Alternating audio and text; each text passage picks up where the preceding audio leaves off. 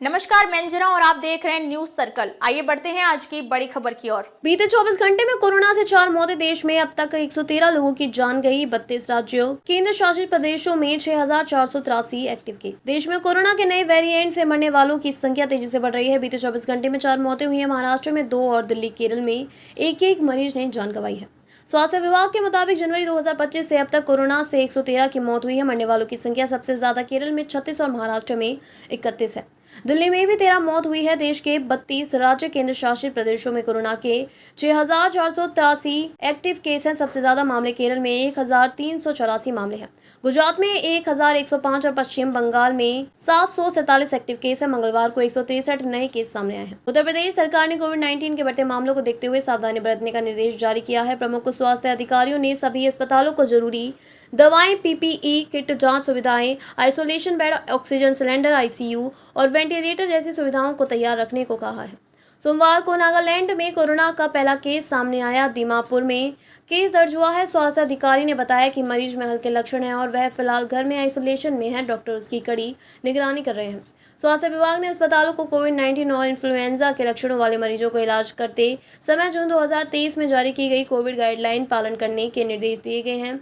अस्पतालों में सभी को मास्क लगाना अनिवार्य है। साथ ही जुकाम, खांसी और बुखार जैसे लक्षण वाले मरीजों को कोविड टेस्ट करवाना अनिवार्य कर दिया गया है। Gulbarga institute of medical sciences में 25 बेड का कोविड वार्ड बनाया गया है। इनमें से 5 बेड आईसीयू, वेंटिलेटर समेत हाई डिपेंडेंसी यूनिट और 5 प्रेग्नेंट महिलाओं के लिए बाकी 10 नॉर्मल बेड है। भारत के कई राज्यों में कोविड-19 के मामलों में बढ़ोतरी के बीच देश में 4 नए वेरिएंट मिले हैं। आईसीएमआर के डायरेक्टर डॉक्टर राजीव बहल ने बताया कि दक्षिण और पश्चिम भारत से जिन वेरिएंट की सीक्वेंसिंग की गई है वे आईसीएमआर के डायरेक्टर डॉक्टर राजीव बहल ने बताया कि दक्षिण और पश्चिम भारत से जिन वेरिएंट की सीक्वेंसिंग की गई है वे LF.7, XFG, JN.1 और NB.1.8.1 सीरीज के हैं।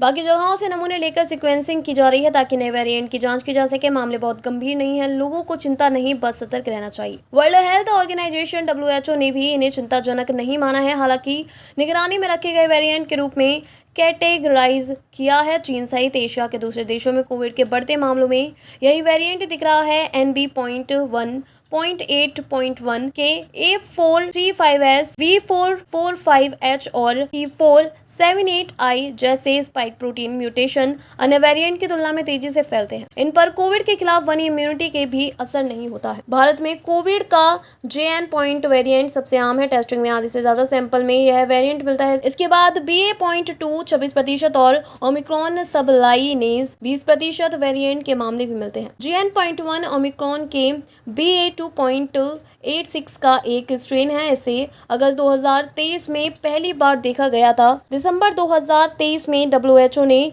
इसे वेरिएंट ऑफ इंटरेस्ट घोषित किया। इसमें करीब 30 म्यूटेशंस हैं जो इम्यूनिटी कमजोर करते हैं। अमेरिका के जॉन्स हॉपकिंस यूनिवर्सिटी के अनुसार JN.1 अन्य वेरिएंट की तुलना में आसानी से फैलता है, लेकिन यह बहुत गंभीर नहीं है। दुनिया के कई हिस्सों में यह सबसे आम वेरिएंट बना हुआ है। JN.1 वेरिएंट के लक्षण कुछ दिनों से लेकर हफ्तों तक रह सकते हैं। अगर आपके लक्षण लंबे समय तक बने रहते हैं तो हो सकता है कि आपको लंबे समय तक रहने वाला कोविड हो। यह एक ऐसी स्थिति है जिसमें कोविड-19 के कुछ लक्षण ठीक होने के बाद भी बने रहते हैं। भारत में एक बार फिर कोरोना के एक्टिव मामलों में 1000 का आंकड़ा पार कर चुके हैं। इस बीच 2 साल की देरी से 2021 कोरोना काल में मरने वालों का असली आंकड़ा सामने आया है। यह खुलासा medical certification of cause of death MCCD की रिपोर्ट 2021 में हुआ। इसे register general of India RGI की ने 7 मई को पर अपलोड किया है। यह 27 मई को मीडिया रिपोर्ट्स में सामने आई। इसके मुताबिक 2021 में देश में 1.2 करोड़ मौतें हुई। इसमें पिछले साल की तुलना में 1.8 लाख की बढ़ोतरी देखी गई है। 2020 में 81.15 लाख मौतें हुई थी। यह रिपोर्ट रिलीज होने में देरी की बड़ी वजह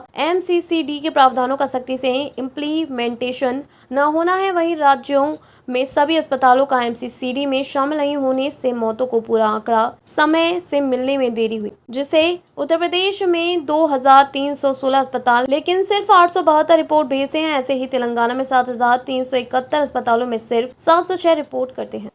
अब तक के लिए बस इतना ही। फिर मिलते हैं एक ऐसे ही बड़ी खबर के साथ। तब तक के लिए नमस्कार और देखते रहिए न्यूज सर्कल।